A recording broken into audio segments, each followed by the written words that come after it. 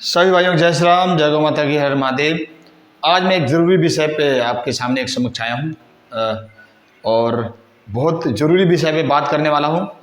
इस जो मैं बात कह रहा हूँ बिल्कुल गौर से सुनिएगा और दिमाग से सोच करके सही क्या है और गलत क्या है।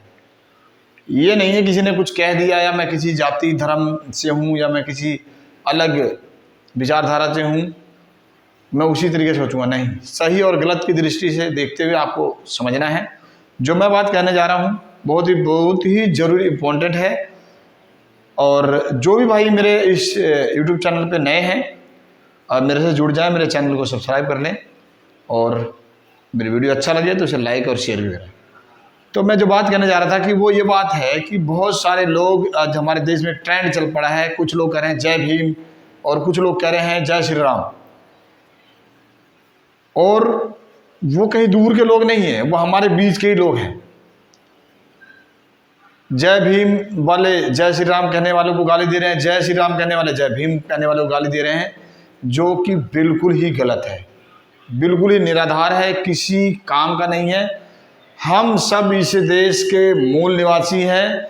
किसी ज़माने में राम पैदा हुए इस धरती पे, किसी ज़माने में वाल्मीकि जी पैदा हुए, हम उनको भी मानते हैं, हम राम को भी मानते हैं। किसी ज़माने में कृष्ण जी भी आए। और कुछ लोग ये कहते हैं भाई क्या तुमने उन्हें देखा, उन्होंने क्या दिया तुम्हें? तो हमें ये लगता है यार उन्होंने हमें कुछ दिया नहीं। फिर वो कहता है जी देखो भीमराव अम्बेडकर ने तुम्हें संविधान दिया, अच्छी बात है, लेकिन एक व्यवस्था, एक आस्था का जो केंद्र है, जो हमारे ईश्वर ने, जो हम जिन्हें मानते हैं, जिन्हें हम पूजते हैं, वो हमें खाना नहीं देते, हमें रोटी नहीं देते और ना ही हमें वो रोजगार देते हैं। वो तो हमें अपनी व्यवस्था हमें खुद करनी पड़ती है, तब हमारा परिवार चलता है। लेकिन एक जो उन्होंने आधार दिया है, एक उन्होंने जो एक जिसे हम आप कह सकते हैं कि आस्था का केंद्र, एक जो पहचान दी है, हम उस पहचान को मानने वाले हैं।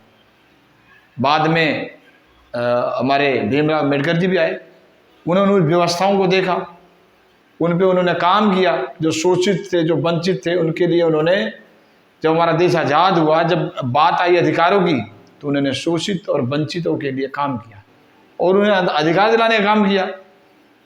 ठीक, हम तो राम को भी मानते हैं और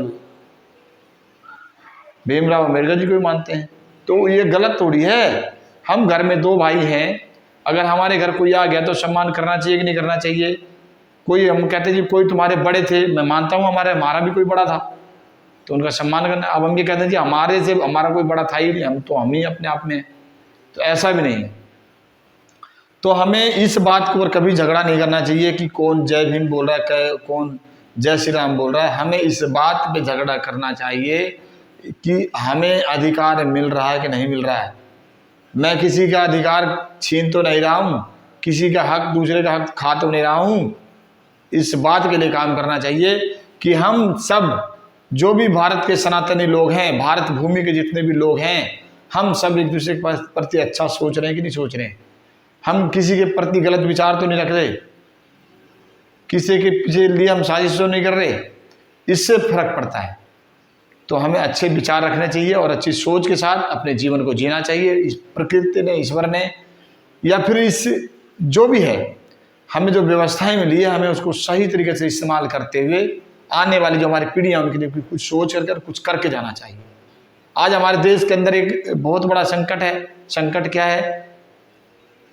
जो संकट पहले था, हमारा आज़ादी से पहले 800 साल तक आता था, जो दुष्ट लोग थे, जो चोर थे, हमारे देश को जो अपने गुंडे लेकर गए और देश के ऊपर हमारे पे शासन किया।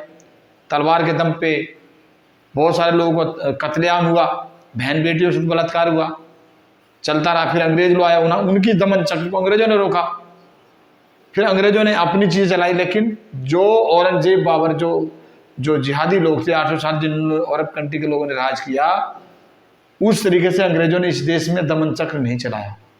उन्होंने हुक्म शासन चलाया। जो उनकी शासन को मानता था वो ठीक था, जो उनकी शासन को नहीं मानता था वो उनके ऊपर डंडा चलाते थे, इस देश को लूटते थे, धन लूटते थे इस देश से। जो उनका विरोध करता था उनके खिलाफ कार्रवाई करते थे।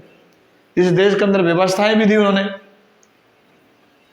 चाहे अंग्रेज हों या फिर चाहे औरंगजेब बाबर हों, दोनों ने हमारे इस देश के, भारत के जो मूल निवासी है उनके ऊपर जो दमन चक्र चला, जो लूटपाट की, जो हमारे हिस्से का धन लूट लूट के कोई इंग्लैंड ले गया, कोई अरब कंट्री ले गया। हमें एक समय पर आकर हम सब बटे हुए थे, ये हमारा राज्य है, वो हमारा राज्य है, हम इस जाति के हैं, हम उस जाति के हैं, कोई किसी के साथ खड़ा नहीं हो रहा था। सब अलग अलग क्षेत्रों में लड़ रहे थे अपने अपने, इसलिए गुलाम हो गए। एक एक करके उन्होंने गुलाम बना लिया। पूरा भारत कभी किसी के गुलाम नहीं रहा, कहीं न कहीं क्षेत्र आजाद रहा ही, लेकिन और ओवरऑल हमारा देश गुलाम तो रहा ही ना। अंग्रेजों के टाइम पे भी ऑल ओवर पूरा हमारा देश अंग्रेजों का अधीन नहीं था, कहीं कोई क्षेत्र अछूता भी था, लेकिन गुलाम तो था ही। पूरे देश तो लूट ही रहे थे, जहां जो जी माता वो करते थे। हम इस देश की आज़ादी में कब सम्मिलित हुए, हमें कब लगा कि हमारा देश को आज़ाद करा लेना चाहिए, हमें आज़ादी चाहिए, हमें इनकी दमन चक्र नहीं चाहिए, हमें इसकी गुलामी नहीं चाहिए? कब? जब दरवाजे के बाहर हर व्यक्ति परेशान हो गया, हर व्यक्ति गुलाम बना दिया गया। लगा नहीं, हमें तो ये कहना चाहिए, हम सबको आज़ादी चाहिए। आए आज़ादी के 70-75 वर्षों बाद भी फिर वही हो रहा है। आज़ादी होने आने के बाद भारत के जितने भी पूंजीपति लोग थे, देश के नेता थे, जो नौकरशाह थे, इस देश को लूट लूट कर स्विस बैंकों में पैसे जमा कराते रहे। कुछ लोग अपने ऐशो आराम में लगे रहे, देश की चिंता किसी को नहीं रही, बस फॉर्मेलिटी चलता रहा। नहीं तो क्या कारण था जब हमारा देश आज़ाद हुआ था? देश का जो हमारा 1 रुपया और अमेरिका का $1 के बराबर था। आज़ाद हमारा देश जब आज़ाद हुआ था तो हम अपने 1 रुपये से अमेरिका का $1 खरीद लेते थे। क्या कारण था? क्या हमारे पास माइंड पावर नहीं था? क्या हमारे पास मेन पावर नहीं था? हमारे पास क्या ताकत नहीं थी? हम मेहनती नहीं थे, बुद्धिहीन थे हम, सब कुछ था, फिर भी हम पिछड़ते चले गए। और आज पिछड़ रहे क्यों? क्योंकि हम इस देश के लिए मजबूती से काम नहीं कर रहे हैं। हर व्यक्ति अपने स्वार्थ में लगा हुआ है, हमारी जेब कैसे भर जाए, हमें कुछ कैसे मिल जाए। जब तक आप किसी के लिए अच्छा नहीं सोचेंगे, आपके साथ भी अच्छा नहीं होगा। एक बिजनेस लॉबी है जो इस देश को लूट रहा है। भारत का 70 से 80% मिडिल क्लास गरीब आदमी आज कहीं अस्पताल में चले जाओ, उनको आसानी से इलाज नहीं होता। सरकारी अस्पताल में, सरकारी कॉलेजों में उनके बच्चों का एडमिशन नहीं होता, स्कूल में आसानी से बहुत धक्के खाने पड़ते हैं। आज़ादी के बाद भी हमारे साथ वही है। और आज इस देश के लिए सोचा मेहनत कौन कर रहा है? मिडिल क्लास गरीब आदमी, किसान मजदूर। सीमा पे किसके बच्चे हैं? किसानों के बच्चे हैं, गरीब के बच्चे हैं, जो इस देश के लिए लड़ रहे हैं। मजे कौन ले रहा है? जो अमीर पूंजीपति है, जिन्होंने पहले अंग्रेजों के साथ मिलकर लूट रहे थे, आज़ादी के बाद फिर भी खुद सत्ता पे बैठ गए लूटने के लिए। तो हम सबको मिलकर एक सही दिशा में चलते हुए इस देश के लिए काम जब तक हम नहीं करेंगे, तब तक हम खुशहाल नहीं होंगे। अगर हम ये चाहते हैं कि हम खुशहाल हो, तो हमें इस देश के हर व्यक्ति के साथ खड़ा हो, अपने परिवार के साथ खड़ा होना। हम अपने स्तर पे क्या कर सकते हैं अच्छा इस देश के लिए, हम क्या सही कर सकते हैं, हम सबको चिंता करनी पड़ेगी। तो आइए हम सब मिलकर एक ऐसे भारत का निर्माण करेंगे, छुआछूत, भेदभाव, क्षेत्रवाद, जातिवाद को छोड़कर भारत के सभी मूल निवासी, सभी सनातन शक्तियों से मैं अपील करता हूं, सब एक साथ आएं। जो कोई अच्छा कार्य कर रहा है उसके सब सहयोग करें, उसके साथ लग जाएं। आप में से क्या पता आप अच्छा करने लग जाए, आपके साथ लोग लग जाएं। कहने का मतलब जो सही कर रहा है उसके साथ सपोर्ट करें, अगर आपका गलत नहीं हो रहा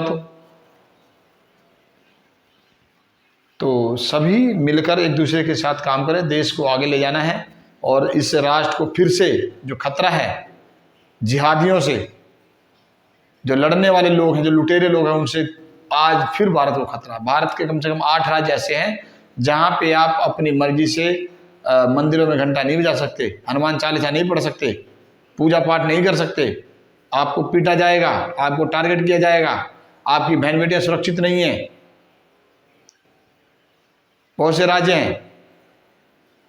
क्या कारण है? कि हम संगठित नहीं, हम एक नहीं, हम अभी भी बटे हुए हैं, हम फिर भूल गए।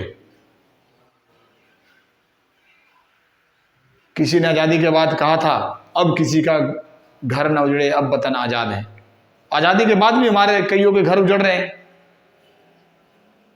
तो हमें सोचना पड़ेगा। तो आइए एक सही सोच के साथ अंतर्राष्ट्रीय हिंदू परिषद, राष्ट्रीय बजरंग दल इस देश के अंदर पूरे देश में काम कर रही है, उनके साथ जुड़कर काम करें। बहुत सारी संगठन हैं, उनके साथ भी काम कर सकते हैं। जो आपका काट नहीं करता, जो आपको सपोर्ट करता है, हर किसी के साथ खड़े हो सकते हैं। लेकिन एक पहचान के लिए आपको एक अलग स्टैंड लेना पड़ेगा।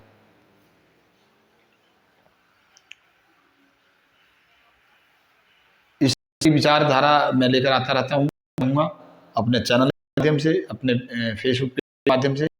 मुझे फॉलो करें, सब्सक्राइब करें और लाइक और शेयर भी करें। धन्यवाद।